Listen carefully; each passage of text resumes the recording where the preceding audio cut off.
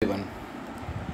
तो आज हम लोग रिसेप्टर्स में आगे बढ़ेंगे और मेनली कंसंट्रेट करेंगे उनके क्लासिफिकेशन पे और जीपीसीआरस पे। तो चलिए देखते हैं। तो रिसेप्टर्स क्लासिफाई किए जा सकते हैं बहुत बेसिस के ऊपर। एक होता है फार्माकोलॉजिकल क्राइटेरिया, मतलब उनके जो एगोनिस्ट होंगे या एंटागोनिस्ट होंगे उनके बेसिस पे। फॉर एग्जांपल एम हो गया, एन हो गया, कोलिनर्जिक रिसेप्टर्स, ये सारे हो गए जो आप सुनते होंगे एएनएस में। दूसरा डिस्ट्रीब्यूशन हो सकता है टिश्यू डिस्ट्रीब्यूशन के हिसाब से, किन किन टिश्यूज़ में कौन कौन रिसेप्टर है उस नाम पे। For example beta 1 generally cardiac tissues में मिलेगा, बीटा 2 ब्रोंकियल टिश्यू में मिलेगा। तो इस बेसिस पे भी क्लासीफाई कर सकते हैं। तीसरी चीज़, तीसरे तरीके से लाइगेंड बाइंडिंग के हिसाब से, जैसे 5-हाइड्रोक्सीट्रिप्टामीन है, सेरोटोनिन है, तो वो किससे बाइंड कर रहा है, उस रिसेप्टर का नाम 5HT रिसेप्टर कर लिया। ठीक। चौथा जो मेजर पार्ट है, जो सबसे इम्पॉर्टेंट आपको यहाँ पे देखना है, वो है ट्रांसड्यूसर पाथवे। लाइगेंड रिसेप्टर से बाइंड किया, अब किस पाथवे की तरफ, किस सिग्नलिंग सीक्वेंस के को यूज़ करके वो अपना एक्शन प्रोड्यूस कर रहा है, उस बेसिस पे, उस सिग्नलिंग सीक्वेंस के बेसिस पे हम क्लासीफाई करेंगे। जैसे जीपीसीआरस हो गए, ठीक। या फिर मॉलिक्यूलर क्लोनिंग, सबसे लेटेस्ट चीज़ है मॉलिक्यूलर क्लोनिंग। उनको क्लोन करिए, रिसेप्टर्स को क्लोन करिए और देखिए कौन किस ग्रुप में पड़ता है, सबसे एक्यूरेट। चलिए, तो अब हम यहाँ पे डिटेल में देखेंगे on basis of transducer mechanism और सिग्नल ट्रांसडक्शन। रिसेप्टर से लाइगेंड बाइंड किया, कौन से मैकेनिज्म से वो सिग्नल भेज रहा है सेल के अंदर। तो चार पार्ट्स में, चार टाइप्स होते हैं इनमें। जीपीसीआर, जी प्रोटीन कपल रिसेप्टर। दूसरे हुए आयनोट्रोपिक, आयन चैनल रिसेप्टर इनको कहते हैं। तीसरे एंजाइम लिंक, इसके साथ में एक एंजाइम लिंक होता है, तो इंटरनल पार्ट में एक एंजाइमेटिक एक्टिविटी मिलेगी। और चौथे इंट्रासेलुलर, जनरली जो पार्ट ऑफ न्यूक्लियस फैमिली के हैं उसका एक पार्ट होता है इंट्रासेलुलर। ठीक। तो जीपीसीआर पे आते हैं। तो जीपीसीआर जैसे अभी हमने बताया, G protein couple receptor full form इनका हुआ। जी प्रोटीन जो है that is GTP activated proteins, these are GTP activated proteins. ठीक है। Many type of G proteins पाए गए हैं, बहुत तरीके के पाए गए हैं। जनरली जो ये डिफरेंट टाइप के पाए गए हैं, इनको उनके अल्फ़ा सब यूनिट के हिसाब से क्लासिफाई किया जाता है। 3 सब यूनिट्स होती हैं, अल्फ़ा, बीटा, गामा। तो अल्फ़ा सब यूनिट के हिसाब से ही हम क्लासिफाई करते हैं। ठीक। तो किस किस उनके सब टाइप्स क्या क्या हो सकते हैं? जीएस, जीआई, जीओ, जीक्यू। ठीक। तो जीएस क्या हुआ, क्या करेगा? एडेनिल साइक्लेज एक्टिवेशन कराएगा, जो कैल्शियम चैनल ओपनिंग में काम करेगा। वहीं जीआई क्या करेगा? एडेनिल साइक्लेज इनहिबिशन कराएगा, जो पोटेशियम चैनल ओपनिंग में काम करेगा। ठीक। जीओ क्या हुआ? कैल्शियम चैनल इनहिबिशन कराएगा। ठीक। और जीक्यू क्या? फॉस्फोलाइपेज सी एक्टिवेशन कराएगा। अब ये आपको याद करना पड़ेगा।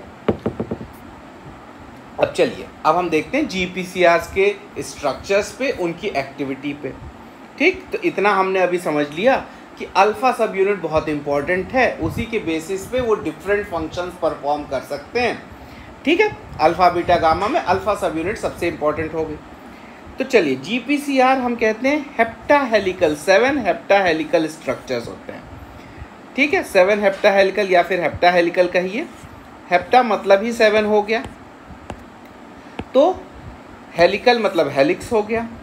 तो पूरी मेम्ब्रेन को ट्रैवर्स करते हुए 7 हेलिक्सेस होंगे। ठीक। जिसमें 3 एक्सटर्नल होंगे, 3 इंटरनल होंगे, 3 एक्सटर्नल डोमेन होंगे, 3 इंटरनल डोमेन होंगे। ठीक। These type of receptors are called metabotropic. अभी आपने आयनोट्रोपिक रिसेप्टर्स देखा था हम लोगों ने। ठीक। ये मेटाबोट्रोपिक रिसेप्टर्स कहते हैं। क्यों? क्योंकि ये मेटाबॉलिक प्रोसेस को इन्फ्लुएंस करके अपना काम कराते हैं। ठीक। आयनोट्रोपिक आयन चैनल्स को इन्फ्लुएंस करके, उनको ओपन करके, उनको बंद करके, ये मेटाबॉलिक प्रोसेस को इन्फ्लुएंस करके अपना काम कराते हैं। ठीक। इनएक्टिव फॉर्म में क्या होगा या रेस्टिंग फॉर्म में क्या होगा, जब लाइगेंड बाइंड नहीं किया है, तो GPCRs के साथ इंटरनल साइड में G अल्फ़ा, G बीटा और G गामा, ठीक है, G गामा, ठीक, ये एसोसिएटेड होंगे। तो ये G अल्फ़ा बीटा गामा जो है एकदम टाइटली एसोसिएटेड होंगे जब इनएक्टिव फॉर्म में होंगे, और इनके साथ एक GDP भी एसोसिएटेड होगा। जब इनएक्टिव फॉर्म में है तो G अल्फ़ा बीटा गामा बहुत टाइटली पैक्ड होंगे और साथ में GDP भी एसोसिएटेड होगा। जैसे ही ये लाइगेंड आया एक्सटर्नल पार्ट पे बाइंड किया, तब क्या होगा, तब ये होगा कि इस GDP को रिप्लेस कर देगा GTP, इस GDP को रिप्लेस करेगा GDP। बाहर से लाइगेंड के आने से सिग्नल मिला, सिग्नल की वजह से GDP जो है रिप्लेस हो गया GTP से, ठीक। ये देखिए, उसके साथ G अल्फ़ा जो यूनिट है, सब यूनिट है, वो G बीटा और गामा से अलग हो गई, ठीक। तो दो काम हुए। पहली बात तो हुआ कि GDP को रिप्लेस किया GTP ने, और साथ में G अल्फ़ा के साथ वो एसोसिएट होकर उसको अलग कर लिया G बीटा गामा से, ठीक है। अब कॉम्प्लेक्स से हट गया, अब G अल्फ़ा और GTP का कॉम्प्लेक्स बना हुआ है और G बीटा गामा अलग हैं, ठीक है। एक्टिवेशन में क्या हो रहा है, GTP आ जा रहा है GDP को हटा के और अल्फ़ा को अलग कर ले रहा है। चलिए अब हम लोग एक साइक्लिकल पाथवे में समझ सकते हैं। ये देखिए, ये इनएक्टिव पार्ट है जिसमें alpha beta gamma tightly packed है और साथ में GDP पैक्ड है। ये रिसेप्टर हुआ और ये इफेक्टर हुआ। मतलब इफेक्टर मतलब जब आपके पास लाइगेंड इस रिसेप्टर से बाइंड कर जाएगा तो जो सिग्नल आएगा उससे इफेक्टर पे असर पड़ेगा और ये जो भी काम करना है वो करेगा, ठीक। चलिए नेक्स्ट स्टेप में हमने क्या देखा, लाइगेंड आके रिसेप्टर से बाइंड कर लिया, ठीक। तो सबसे पहले क्या हुआ, जैसे ही लाइगेंड बाइंड किया GDP को रिप्लेस कर दिया GTP ने, ठीक। नेक्स्ट स्टेप में क्या हुआ, लाइगेंड बाइंड किया हुआ है, अब GTP और अल्फ़ा सब यूनिट अलग हो गई बीटा और गामा से। ये अलग होके कहाँ पहुंची, ये इफेक्टर पे पहुंची, इफेक्टर को सिग्नल दिया, ठीक, इफेक्टर को सिग्नल दिया। अब इफेक्टर जो भी काम करता था, कोई चैनल ओपन करता था, कोई चीज़ की सिंथेसिस कराता था, जो भी उसका काम था, डिफरेंट हमने जो सब यूनिट्स देखी थी GS GI GO सब, उस हिसाब से इफेक्टर अपना काम करेगा। काम जब काम कर लिया तो अल्फ़ा सब यूनिट में इनहेरेंटली अपने आप ही GTPase एक्टिविटी होती है, मतलब GTP को डिग्रेड करके GDP में कन्वर्ट करेगा, ठीक। तो जब ये काम कर लिया तो अल्फ़ा सब यूनिट की जो GTPase एक्टिविटी होती है वो GTP को कन्वर्ट करके GDP में कन्वर्ट कर देगी, ठीक है। Hydrolysis of GTP to GDP, ठीक। अभी भी इफेक्टर के साथ जुड़ा हुआ है अल्फ़ा सब यूनिट के साथ, लेकिन अब GDP बन गई, क्यों, क्योंकि हाइड्रोलिसिस हो गई GTP की। बीटा और गामा सब यूनिट अलग हैं अभी, ठीक। उसके बाद नेक्स्ट स्टेप में क्या देख रहे हैं, फिर से इनएक्टिव स्टेट में आ गए, लाइगेंड हट चुका है, लाइगेंड ने अपना काम कर दिया जो भी करना था। अब फिर से वापस अल्फ़ा बीटा गामा और GDP एक साथ टाइटली पैक्ड हो गए। तो ये एक साइक्लिकल पाथ में आप समझ सकते हैं इसको, ठीक है। तो आप इतना ध्यान से समझें कि ये आप देख रहे होंगे कि मेनली जो अल्फ़ा सब यूनिट है वो ज़्यादा काम कर रही है, मैक्सिमम काम, या इनफैक्ट आपको इस फिगर से डायग्रामेटिक रिप्रेजेंटेशन से लग सकता है कि सारा ही काम कर रही है। तो बीटा और गामा सब यूनिट क्या कर रहे हैं, क्या ये खाली बैठे हुए हैं, नहीं। तो बीटा गामा सब यूनिट भी काम करते हैं, ठीक है, वो हम लोग आगे देखेंगे, ठीक है। तो पहले हम अल्फ़ा सब यूनिट के बारे में देख लें। तो एक्टिवेटेड अल्फ़ा सब यूनिट बहुत तरीके से काम कर सकती हैं, जैसे हमने देखा था उनके डिफरेंट सब टाइप थे GS GI। तो अगर ये अल्फ़ा सब यूनिट GS टाइप की है तो क्या होगा, एक्टिवेशन ऑफ GS हो जाएगा और उसी हिसाब से एडेनाइलिल साइक्लेज का एक्टिवेशन होगा। अगर जीआई वाली है तो इनहिबिशन ऑफ जीआई हो जाए, इनहिबिशन हो जाएगा एडेनाइलिल साइक्लेज का। ठीक है, तो या तो एक्टिवेशन होगा या इनहिबिशन होगा, जो भी जिस तरीके की सब यूनिट है। उसके बाद क्या होगा, एडेनाइलिल साइक्लेज है तो CAMP के कंसंट्रेशन को रेगुलेट करेगा, एक्टिवेट होगा तब CAMP का कंसंट्रेशन बढ़ेगा और इनहिबिट होगा तो घटेगा।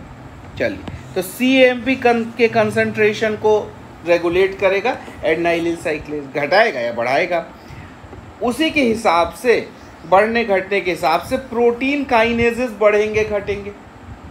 अब प्रोटीन काइनेजेस बढ़ेंगे घटेंगे, काइनेजेस हैं, काइनेज का काम है फॉस्फोराइलेशन करना, तो अगर बढ़ेंगे और घटेंगे उसी हिसाब से फॉस्फोराइलेशन बढ़ेगा घटेगा। ठीक, तो आपने देखा कि कैसे कैसे अल्फा सब यूनिट काम कर सकती है। तो एक तो तरीका हो सकता है कि एडेनाइलिल साइक्लेज का एक्टिवेशन या इनहिबिशन कराए। एक्टिवेशन कराएंगे GS से, इनहिबिशन कराएंगे GI के थ्रू। ठीक, उसके वजह से CAMP के कंसंट्रेशन में चेंज होगा, उसके वजह से एक्टिवेशन या इनएक्टिवेशन ऑफ प्रोटीन काइनेजेस होगा, उसके वजह से फॉस्फोराइलेशन या डिफॉस्फोराइलेशन ऑफ सबस्ट्रेट होगा। एग्जाम्पल्स आप देख लें, बीटा रिसेप्टर्स जो होते हैं वो CAMP का कंसंट्रेशन बढ़ाते हैं, वहीं सोमैटोस्टैटिन जो होते हैं वो इसी मैकेनिज्म के थ्रू CAMP का कंसंट्रेशन घटाते हैं। तो ये जनरली CAMP पे, एडेनाइलिल साइक्लेज और CAMP पे डिपेंड करता है। ठीक, सेकेंड मैसेंजर यहाँ पे CAMP हो गया। ठीक, दूसरा तरीका कैसे काम कर सकते हैं अल्फा सब यूनिट, एक तो आपने देख लिया CAMP वाला पाथवे। दूसरा तरीका क्या हो सकता है, एक्टिवेशन ऑफ फॉस्फोलाइपेज C। ये कैसे होगा बाई GQ के थ्रू फॉस्फोलाइपेज C का एक्टिवेशन होगा। फॉस्फोलाइपेज एक्टिवेट करके IP3 और DAG बनेगा, इनोसिटॉल ट्राईफॉस्फेट और डाइसाइल ग्लिसरॉल। ठीक, वो क्या करेगा, उसके बाद क्या होगा, वो कैल्शियम, इंट्रासेलुलर कैल्शियम का कंसंट्रेशन बढ़ाएगा। ठीक, इस तरीके से वेसोप्रेसिन, अल्फा रिसेप्टर्स, ये सारे एग्जाम्पल हैं काम करते हैं। तीसरा तरीका कैसे काम कर सकता है अल्फा सब यूनिट, स्टिमुलेशन और inhibition of ion channels, for example calcium और पोटेशियम विदाउट सेकंड मैसेंजर। अच्छा, ये जो फॉस्फोलाइपेज C वाला आपने पाथवे देखा, इसमें देखा IP3 और DAG जो है ये सेकंड मैसेंजर हैं। इसके पहले वाले में देखा था CAMP सेकंड मैसेंजर है। तो तीसरा तरीका क्या हो सकता है कि डायरेक्ट ही वो आयन चैनल को इफेक्ट करे, कोई सेकंड मैसेंजर की ज़रूरत ही ना पड़े। ठीक, एग्जाम्पल है M2 रिसेप्टर ऑफ एसिटिलकोलिन। तो तीन तरीके से अल्फा सब यूनिट काम कर सकती है। पहली बात, एडेनाइलिल साइक्लेज के अमाउंट को बढ़ा घटा के, CAMP को बढ़ा घटा के। दूसरा तरीका, एक्टिवेशन ऑफ फॉस्फोलाइपेज C से।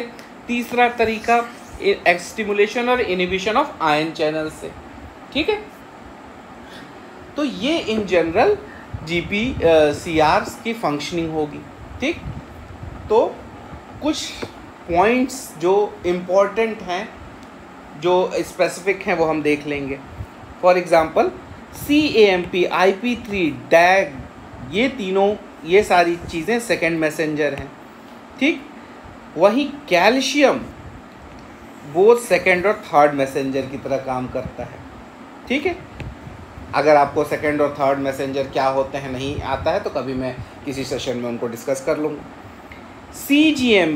CAMP यहाँ सेकंड मैसेंजर में आपने देखा, तो CGMP जो होता है वो भी सेकंड मैसेंजर की तरह कई जगह काम करता है, लेकिन कुछ ही ऑर्गन्स में करता है। किडनी हुआ, वैस्कुलर स्मूथ मसल सेल्स हुआ, इन सब जगहों पे वो थोड़े थोड़े अमाउंट में काम कर सकता है एज अ सेकंड मैसेंजर। अच्छा, आपने सोचा कि भाई अल्फ़ा ही सारा सब यूनिट काम कर रही है, बीटा गामा का क्या? तो बीटा गामा डाइमर जो है होते हैं उनका हायर रेट पे एक्टिवेशन होता है, वो लो रेट पे एक्टिवेशन नहीं होगा, हायर रेट पे एक्टिवेशन होगा। लेकिन जब एक्टिवेट होंगे तो कैसे काम करेंगे? ठीक है, तो ये रिसेप्टर एक्टिवेटेड पोटेशियम चैनल को एक्टिवेट कर सकते हैं, रिसेप्टर ऑपरेटेड पोटेशियम चैनल्स को ये एक्टिवेट कर सकते हैं। Inhibit voltage gated calcium channels, calcium channel जो वोल्टेज गेटेड वाले थे उनको इनहिबिट कर सकते हैं। जो देखिए रिसेप्टर ऑपरेटेड पोटेशियम चैनल मतलब एक पोटेशियम चैनल है जिसके साथ में एक रिसेप्टर भी लगा हुआ है। रिसेप्टर पे लाइगेंड आने जाने के कारण वो खुलता है बंद होता है। वोल्टेज गेटेड कैल्शियम चैनल तो एक सरल भाषा में समझें तो यहाँ रिसेप्टर की कोई बात नहीं है, जो मेम्ब्रेन का वोल्टेज होगा उस हिसाब से ये चैनल खुलेगा या बंद होगा। अच्छा, तीसरे तरीके से कैसे काम करते हैं तो GPCR डिसेंसिटाइजेशन से, ये तीसरे तरीके से GPCR को डिसेंसिटाइज करके काम करते हैं। तो बीटा गामा डाइमर भी ऐसा नहीं कि यूजलेस हैं, हाँ वो भी काम करते हैं लेकिन हायर रेट ऑफ एक्टिवेशन पे होता है। ठीक है, तो एक और फैक्ट देख लेते हैं, जी प्रोटीन एगोनिस्ट प्लियोट्रॉपी। ठीक, अब ये जी प्रोटीन एगोनिस्ट प्लियोट्रॉपी क्या होती है? ठीक है, तो आपने पहले प्लियोट्रॉपी देखा होगा, ठीक है, तो उसी के बेसिस पे देखेंगे। अब यहाँ पे क्या है, one receptor can utilise more than one G protein. जैसे एक रिसेप्टर है तो वो एक से अधिक जी प्रोटीन को यूटिलाइज कर सकता है। फॉर एग्जांपल M2 में GI भी होता है और GO भी होता है, D2 में भी GI GO होता है, प्रोस्टोनॉइड रिसेप्टर में GS GI GO होता है। ठीक है, तो एक से अधिक जी प्रोटीन्स हो सकते हैं एक रिसेप्टर में, तो this comes under ji protein agonist pleiotropy. Pleiotropy जैसे आप जानते हैं, पहले भी आपने अगर जेनेटिक्स में पढ़ा होगा, प्लियोट्रॉपी जनरली हम जीन्स के रिस्पेक्ट में यूज़ करते थे टर्म्स। तो ये क्या होता है, जब एक जीन एक से अधिक फिनोटाइपिक ट्रेट्स को इन्फ्लुएंस करेगी, जो फिनोटाइपिक ट्रेट्स हैं जो जनरली अनरिलेटेड होंगे, तब वो प्लियोट्रॉपी के अंडर आता है। तो यहाँ भी जी प्रोटीन एगोनिस्ट प्लियोट्रॉपी का टर्म यूज़ करते हैं। तो इतना याद रखना है कि one receptor can utilise more than one G proteins. ठीक है, तो ये हो गए आपके GPCR। तो हमने GPCR में क्या देखा, सब पहली बात तो हमने रिसेप्टर्स का क्लासिफिकेशन देखा।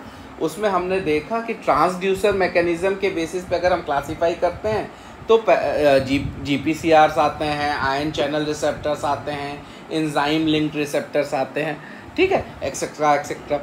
ठीक, तो GPCR में देखेंगे तो इनमें सैलिएंट फीचर्स क्या है, इंपॉर्टेंट फीचर्स क्या हैं, हेप्टाहेलिकल स्ट्रक्चर्स हैं, हेलिक्स होंगे और 7 हेलिक्स होंगे। तो हेप्टाहेलिकल 3 आउटर उसके सब यूनिट, 3 अंदर इनर सब यूनिट, अल्फा बीटा गामा 3 सब यूनिट इसके इनर साइड पे अटैच होती हैं, साथ में GDP अटैच होता है, ये इनएक्टिवेटेड फॉर्म में होता है। अल्फा सब यूनिट के बेसिस पे उसके बहुत सारे सब टाइप्स डिवाइड किए जाते हैं, GI GO GS GQ। ठीक, जब लाइगेंड बाइंड करता है रिसेप्टर पे तो क्या होता है कि अल्फा सब यूनिट के साथ GDP को हटा के GTP जुड़ जाती है। जब GTP जुड़ती है तो अल्फा सब यूनिट को अलग कर लेती है। अल्फा सब यूनिट और GTP जब साथ में एक साथ जुड़ के इफेक्टर पे काम करते हैं, इफेक्टर पे काम करेंगे तो इफेक्टर पे जो भी इफेक्ट प्रोड्यूस करना है करेंगे। उसके बाद क्या होगा कि अल्फा सब यूनिट में GTPase एक्टिविटी भी होती है, तो GTP को हाइड्रोलाइज कर देगा GDP में। फिर से जैसे ही हाइड्रोलाइज करेगा GDP में, वो बीटा और गामा सब यूनिट्स के साथ मिलके फिर से जाके रिसेप्टर से जुड़ जाएंगे और ये फिर से इनएक्टिवेटेड स्टेट में हो जाएगा। ये इनका फंक्शनिंग हुआ। तो अब ये बेसिकली इफेक्टर मैकेनिज्म जो हुआ वो कैसे काम करता है। इफेक्टर मैकेनिज्म के काम करने के 3-4 तरीके हैं। एक हमने देखा कि एडेनाइलिल साइक्लेस और CAMP के थ्रू काम कर सकता है। दूसरा हो सकता है IP3 डैग के थ्रू काम करे। तीसरा वो डायरेक्ट आयन चैनल पे खुद ही असर डाल के कर सकते हैं। ठीक है, ये सारे सैलिएंट फीचर्स हमने देखे GPCRs के। कुछ और जो इम्पोर्टेंट पॉइंट्स कि एक रिसेप्टर में एक से अधिक टाइप के अल्फा सब यूनिट्स के बेसिस पे हो सकते हैं जी प्रोटीन। ठीक है, बीटा और गामा का जो सब यूनिट है वो हायर रेट ऑफ एक्टिवेशन पे डिफरेंट इफेक्ट्स प्रोड्यूस करता है। ठीक है, कैल्शियम एज अ सेकेंड और थर्ड मैसेंजर दोनों ही काम करता है। बाकी सारे सेकेंड मैसेंजर में CAMP, IP3 डैग, CGMP भी एज अ सेकेंड मैसेंजर काम करता है लेकिन लिमिटेड ऑर्गन्स में। तो शॉर्ट एंड कॉन्साइज में ये हुआ आपका GPCR।